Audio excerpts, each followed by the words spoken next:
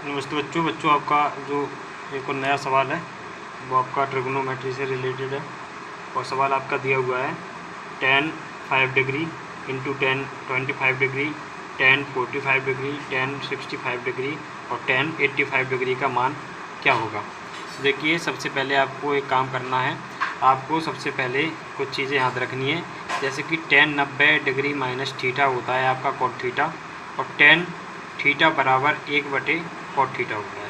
इसी प्रकार जब कॉट थीटा हम निकालते हैं तो कॉट थीटा भी आपका 1 बटे tan थीटा होता है। ठीक है, अब आइए सबसे पहले यहाँ देखते हैं कि यहाँ पर क्या दिया हुआ है। तो इन सब टर्म को हम कॉट की फॉर्म में चेंज करेंगे, इसलिए हम क्या करेंगे, यहाँ tan 5 डिग्री दिया हुआ है तो इस 5 डिग्री tan 5 डिग्री को मैं इस प्रकार भी लिख सकता हूँ कि tan 90 डिग्री माइनस 85 डिग्री, क्योंकि जब 90 डिग्री में से 85 डिग्री जाएगा तो 5 ही बचेगा, तो मैं इसको इस प्रकार से भी लिख सकता हूँ। ठीक है, इसी प्रकार से यहाँ पर आप देख सकते हैं कि यहाँ पर दिया हुआ है हमारा tan 25 डिग्री, तो tan 25 डिग्री को मैं लिख सकता हूँ tan 90 डिग्री माइनस 65 डिग्री।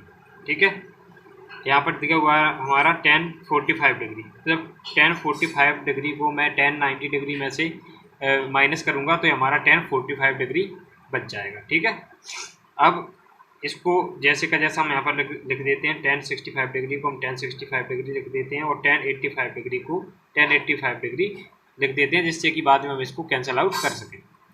तो देखिए, ये tan 90 डिग्री माइनस 85 डिग्री हमारा cot 85 डिग्री हो जाएगा, क्योंकि यहाँ पर हम देख सकते हैं कि tan 90 डिग्री माइनस थीटा हमारा cot थीटा हो जाता है, यानी कि यहाँ पर थीटा की जगह पर जो भी होगा वो हमारा cot के साथ में आ जाएगा। तो यहाँ पर tan 90 डिग्री माइनस 85 डिग्री यहाँ पर दिया हुआ है, तो इस एक कॉट में चेंज हो जाएगा और थीटा की जगह 85 है तो यहाँ पर 85 डिग्री आ जाएगा।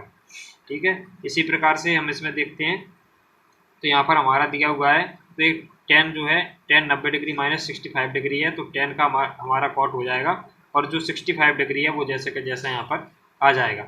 अब tan 45 जो है वो जैसे का जैसा यहाँ पर आ जाएगा, tan 65 डिग्री जो है वो जैसे का जैसा आ जाएगा और tan 85 डिग्री भी एज इट इज यहाँ पर रहेगा। ठीक है, अब हम यहाँ पर देखते हैं तो cot 85 डिग्री को हम जैसे का जैसा लिख लेंगे।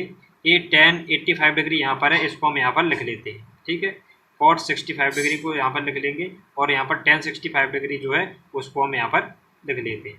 ठीक है, अब बचा हमारा tan 45, तो tan 45 को हम यहाँ पर लिख लेते हैं, क्योंकि ये सभी गुणा में है इसलिए हम इसको गुणा करते हैं। तो देखिए, cot 85 डिग्री को हम क्या लिख सकते हैं, 1 बटे tan 85 डिग्री, क्योंकि यहाँ पर हम देख सकते हैं कि cot थीटा बराबर 1 बटे tan थीटा होता है। ठीक है, तो इसको हम लिखेंगे cot 85 डिग्री को हम लिखेंगे 1 बटे tan 85 डिग्री। ठीक है, अब यहाँ पर हम देखते हैं तो हमारा tan 85 डिग्री है, इसको मल्टीप्लाई में यहाँ पर रहने देंगे, उसके बाद फिर मल्टीप्लाई का साइन लगाएंगे और यहाँ पर cot 65 डिग्री को हम लिख सकते हैं 1 बटे tan 65 डिग्री।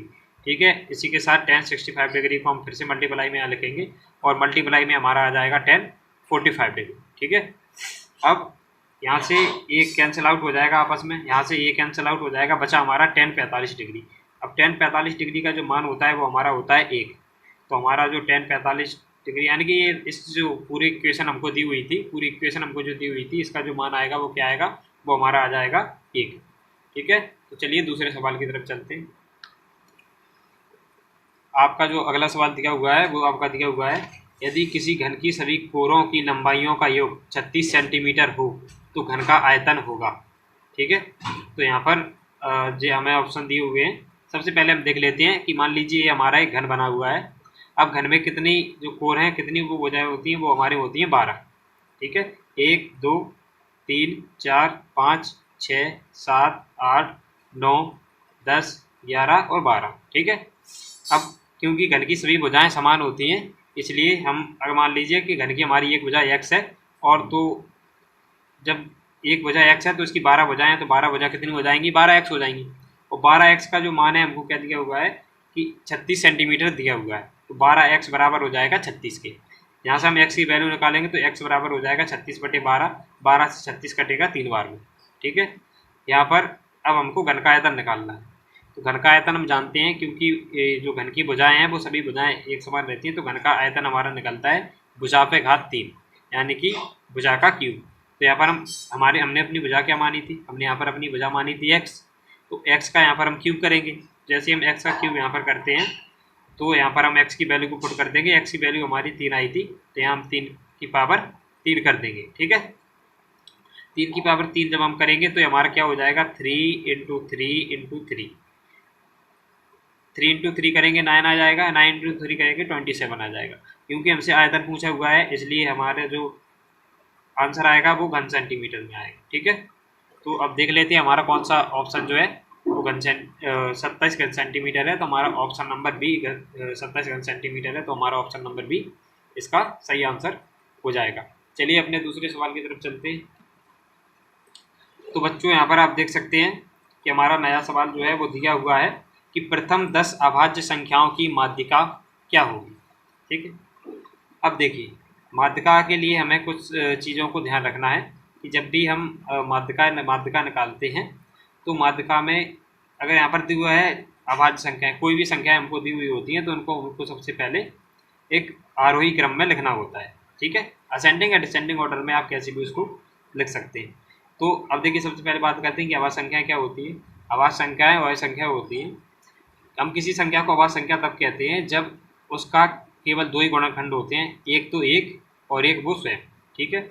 यानी कि अगर बहुत ही साधारण भाषा में आपको बताऊं तो अभाज्य संख्या कोई संख्या तब कहलाती है जब केवल हम उसको या तो एक से काट सकते हैं या फिर उसी संख्या से स्वयं उसको काट सकते हैं, इसके अलावा वह किसी भी संख्या से पूर्णतः विभाज्य नहीं होती है, ठीक है। वो हमारी होती है अभाज्य संख्या। अब यहाँ पर हमको क्या बोला गया है, यहाँ पर हमसे बोला गया है कि जो प्रथम 10 अभाज्य संख्याओं की माध्यिका क्या होगी, ठीक है। अब देखिए प्रथम हमारी 10 अभाज्य संख्याएं जो हैं वो हमारी हो जाएंगी 2, 3, 5, 7, 11, 13, 17, 19, 23 और 29, ठीक है। अब यहाँ पर हमारी जो 10 संख्याएं हो चुकी हैं, 10 अभाज्य संख्या हो चुकी हैं। अब यहाँ पर हम एक काम करते हैं कि देखिए शुरू के हमने यहाँ पर 4 अंक छोड़े हुए हैं और लास्ट के हमने 4 अंक वो छोड़े हुए हैं नंबर्स, ठीक है। यहाँ पर बीच के हमने जो 2 नंबर्स हैं उनको लिया हुआ है, वो है हमारे 11 और 13। तो माध्यिका निकालने के लिए हम क्या करेंगे, माध्यिका निकालने के लिए हम करेंगे कि 11 प्लस के 13 करेंगे, क्योंकि इन दोनों को हम यहाँ पर जोड़ देंगे, ठीक है। और हम कितने नंबर हैं, ये 2 नंबर हैं, तो 2 से इसको भाग कर देंगे, तो 11 और 13 अपने हो जाएंगे 24, और 24 को जब हम 2 से भाग करेंगे तो ये कट जाएगा और हमारा आंसर जो है वो आ जाएगा 12। तो हम कह सकते हैं कि जो प्रथम 10 अभाज्य संख्याएं होती हैं उनकी जो माध्यिका होती है वो हमारी 12 होगी। अब 12 हमारे कौन सा ऑप्शन में दिया हुआ है, 12 हमारा दिया हुआ है ऑप्शन नंबर बी में, तो हमारा ऑप्शन नंबर बी इसका सही आंसर हो जाएगा, ठीक है। तो उम्मीद करते हैं इस सवाल भी आपको समझ में आया होगा। चलिए दूसरे सवाल की तरफ चलते हैं।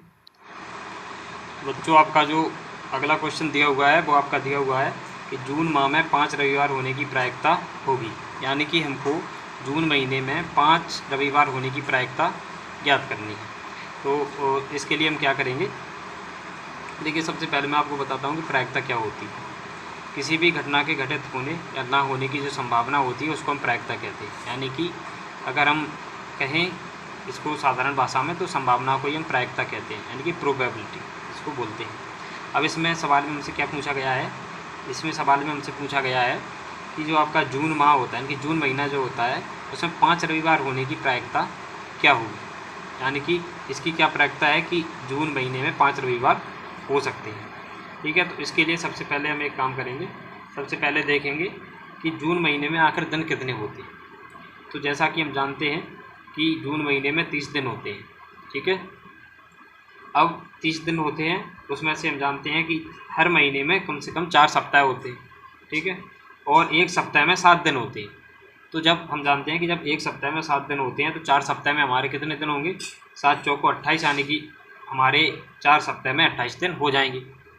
अब 30 दिन टोटल हमारे पास थे, उस 30 दिन में से 28 दिन हमारे हो चुके हैं, बचे कितने हैं, 2 दिन। अब जो लास्ट के 2 दिन हैं, इन्हीं लास्ट के 2 दिन में ये संभावना है हमको देखनी है कि ये 2 दिन में से कितनी संभावना है कि ये रविवार हो सकते हैं, ठीक है। तो हमारे 2 दिन जो हैं वो किस प्रकार से हो सकते हैं वो हम देखते हैं। देखिए इनमें क्या हो सकता है, या तो ये हो सकता है कि जो लगातार दो दिन आने वाले हैं, एक सोमवार हो एक मंगलवार हो, या फिर एक मंगलवार हो एक बुधवार हो, या एक बुधवार हो एक गुरुवार हो, या फिर एक गुरुवार हो एक शुक्रवार हो, ठीक है।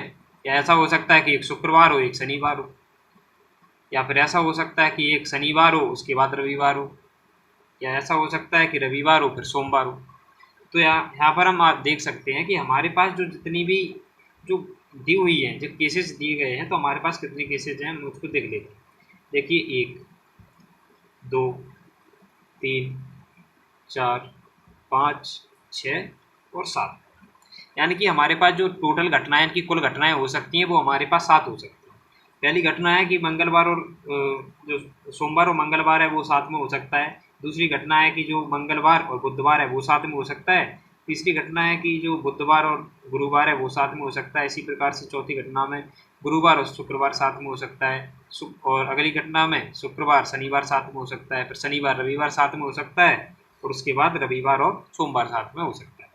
ठीक है, तो देखिए हमारे पास टोटल जो घटनाएं हैं वो हमारे पास कितनी हो गई हैं, वो हमारे पास 7 घटनाएं हैं। अब इनमें से हमको जो छांटना है वो हमको छांटना है कि इसमें से रविवार कौन कौन से कॉलम में है।